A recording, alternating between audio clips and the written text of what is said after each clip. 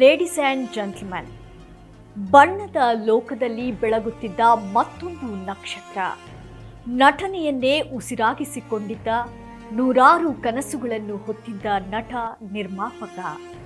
ಶೂನ್ಯದಿಂದ ಆರಂಭವಾಗಿ ಕೋಟ್ಯಾಂತರ ಅಭಿಮಾನಿಗಳ ಹೃದಯ ಗೆದ್ದ ಆ ಪಯಣ ರಂಗಭೂಮಿಯಿಂದ ಬೆಳ್ಳಿ ಪರದೆವರೆಗೆ ತಮ್ಮ ಅದ್ಭುತ ನಟನೆಯು ಛಾಪು ಮೂಡಿಸಿತ್ತು. ಸಾಧನೆಯ ಹಾದಿಯಲ್ಲಿ ಇನ್ನೂ ಮೈಲಿಗಲ್ಲುಗಳನ್ನು ಸ್ಥಾಪಿಸಬೇಕಿದ್ದ ನಟ ವಿಧಿಯ ಆಟಕ್ಕೆ ಒಬ್ಬ ಪ್ರತಿಭಾವಂತ ಕಲಾವಿದ ಬಲಿಯಾಗಿದ್ದು ಇಡೀ ಚಿತ್ರರಂಗವೇ ಕಂಬನಿ ಮಿಡಿಯುತ್ತಿದೆ. ಈ ಬಗ್ಗೆ ಕಂಪ್ಲೀಟ್ ಡೀಟೇಲ್ಸ್ ಅನ್ನ ನಾನು ನೀಡ್ತೀನಿ. ಎಸ್ ವೀಕ್ಷಕರೇ, ನೆಲ ಜಲ ಭಾಷೆಗಾಗಿ ಪ್ರಾಮಾಣಿಕ ಪತ್ರಿಕೋದ್ಯಮ. ನೀವು ನೋಡ್ತಾ ಇದ್ದೀರಾ ಫೋಕಸ್ ಟಿವಿ. ನಾನು ರೂಪಲತಾ.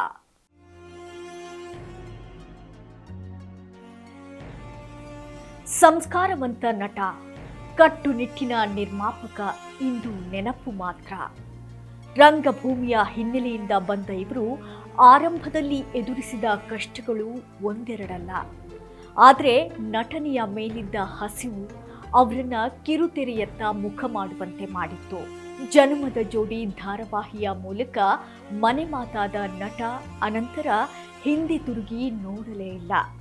2005ರಲ್ಲಿ ತೆರೆ ಕಂಡಿದ್ದ ಬಾಯ್ ಫ್ರೆಂಡ್ ಸಿನಿಮಾದಲ್ಲಿ ನಾಯಕ ನಟರಾಗಿ ಬಣ್ಣದ ಲೋಕ ಪ್ರವೇಶಿಸಿದ್ರು. ಮಿಲನ ಚಿತ್ರದ ಮೂಲಕ ಬೆಳ್ಳಿತೆರೆಯಲ್ಲೂ ಕೂಡ ಸೈ ಎನಿಸಿಕೊಂಡಿದ್ದ ನಟ.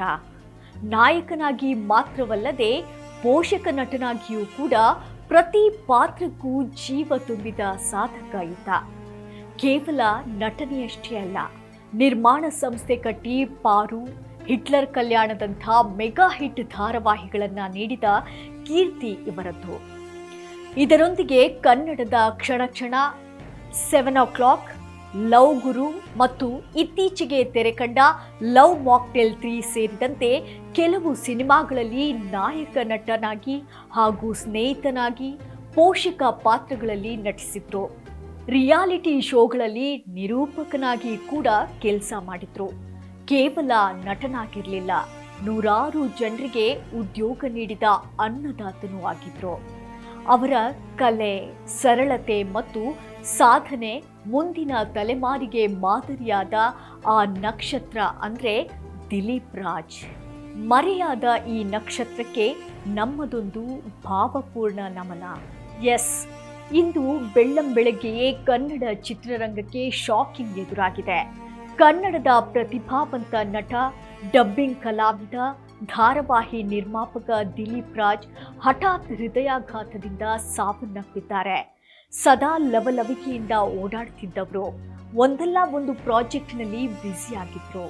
ಸದ್ಯ ಜೀ ಕನ್ನಡದ ವಾಹಿನಿಯಲ್ಲಿ ಪ್ರಸಾರವಾಗುತ್ತಿರುವಂತಹ ಕೃಷ್ಣ ರುಕ್ಕು ಸೀರಿಯಲ್ಗೆ ದಿಲೀಪ್ ರಾಜ್ ಪತ್ನಿ ವಿದ್ಯಾ ಅವರೇ ಪ್ರೊಡ್ಯೂಸರ್ ಕೂಡ.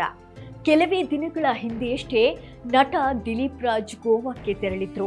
ಅಲ್ಲಿ ಅವರಿಗೆ ಎದೆನೋವು ಕಾಣಿಸಿಕೊಂಡಿತ್ತು. ಆಗಾಗ ಎದೆನೋವು ಕಾಣಿಸಿಕೊಂಡ ಪರಿಣಾಮ ಮೆಡಿಕಲ್ ಚೆಕಪ್ ಮಾಡಿಸಿಕೊಳ್ಬೇಕು ಎಂದುಕೊಂಡಿದ್ರಂತೆ. ಮೆಡಿಕಲ್ ಚೆಕಪ್ಗಾಗಿ ಇಂದು ಡಾಕ್ಟರ್ ಅಪಾಯಿಂಟ್ಮೆಂಟ್ ಕೂಡ ಪಡೆದಿದ್ರು. ಎಲ್ಲವೂ ಪ್ಲಾನ್ ಪ್ರಕಾರ ನಡೆದಿದ್ರೆ ಇಂದು ಬೆಳಗ್ಗೆ ನಟ ದಿಲೀಪ್ ರಾಜ್ ಆಸ್ಪತ್ರೆಗೆ ತೆರಳಿ ಚೆಕಪ್ ಮಾಡಿಕೊಳ್ಳಬೇಕಿತ್ತು. ಆದರೆ ಅಷ್ಟರಲ್ಲೇ ವಿಧಿ ಅಟ್ಟಹಾಸ ಮೆರೆದಿದೆ. ಬೆಳಗ್ಗೆ 5:30ರಿಂದ 6 ಗಂಟೆ ವೇಳೆಗೆ ನಟ ದಿಲೀಪ್ ರಾಜ್ಗೆ ತೀವ್ರ ಎದೆನೋವು ಕಾಣಿಸಿಕೊಂಡಿದೆ. ತಕ್ಷಣ ಪತ್ನಿ ವಿದ್ಯಾ ಫಸ್ಟ್ ಏಡ್ ಮಾಡಿ ಹತ್ತಿರದ ಆಸ್ಪತ್ರೆಗೆ ಕರೆದೊಯ್ದಿದ್ದಾರೆ. ಆದರೆ ಅಷ್ಟರಲ್ಲಿ ಪ್ರಾಣ ಪಕ್ಷಿ ಹಾರಿ ಹೋಗಿದೆ.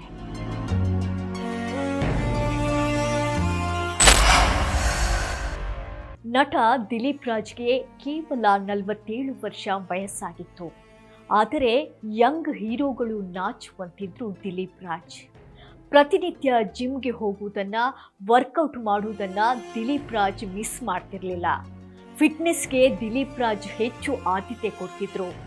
ಆಹಾರ ಕ್ರಮ ಮತ್ತು ವ್ಯಾಯಾಮ ಎರಡರಲ್ಲೂ ಕೂಡ ದಿಲೀಪ್ ರಾಜ್ ಕಟ್ಟುನಿಟ್ಟಾಗಿದ್ರು. ಹೀಗಿದ್ರೂ ಕೂಡ ವಯಸ್ಸಲ್ಲದ ವಯಸ್ಸಿನಲ್ಲಿ ಹೃದಯಾಘಾತಕ್ಕೆ ದಿಲೀಪ್ ರಾಜ್ ಬಲಿಯಾಗಿದ್ದಾರೆ. ಜೀವನದ ಹಾದಿ ಸುಗಮವಾಗಿದೆ ಎನ್ನುವಷ್ಟರಲ್ಲಿ ಹೃದಯಾಘಾತದ ರೂಪದಲ್ಲಿ ಸಾವು ಅಪ್ಪಳಿಸಿದೆ. ಬೆಳಗ್ಗೆವರೆಗೂ ಉತ್ಸಾಹದಿಂದಿದ್ದ ಮನುಷ್ಯ ಸಂಜೆ ಹೊತ್ತಿಗೆ ಮೌನವಾಗಿದ್ದು ಚಿತ್ರರಂಗಕ್ಕೆ ತುಂಬಲಾರದ ನಷ್ಟ. ಕಷ್ಟದ ಹಾದಿಯಲ್ಲಿ ನಡೆದು ಬಂದು ತನ್ನದೇ ಆದ ಸಾಮ್ರಾಜ್ಯ ಕಟ್ಟಿದ ಈ ದಿಲೀಪನ ಪಯಣ ಇಂದು ಅರ್ಧಕ್ಕೆ ನಿಂತಿದೆ. ಎಸ್ ವೀಕ್ಷಕರೇ, ದಿಲೀಪ್ ರಾಜ್ ಅವರ ನಿಧನದಿಂದ ಕನ್ನಡ ಕಲಾಲೋಕ ಬಡವಾಗಿದೆ. ಅವರ ಕುಟುಂಬಕ್ಕೆ ಮತ್ತು ಅಭಿಮಾನಿಗಳಿಗೆ ಈ ದುಃಖ ಭರಿಸುವ ಶಕ್ತಿಯನ್ನು ನೀಡಲಿ ಎಂದು ಆಶಿಸೋಣ. ಇದು ಈ ಕ್ಷಣದ ವಿಶೇಷ ಸ್ಟೋರಿ. ನೆಲ ಜಲ ಭಾಷೆಗಾಗಿ ಪ್ರಾಮಾಣಿಕ ಪತ್ರಿಕೋದ್ಯಮ. ನೋಡ್ತಾ ಇರಿ ಫೋಕಸ್ ಟಿವಿ.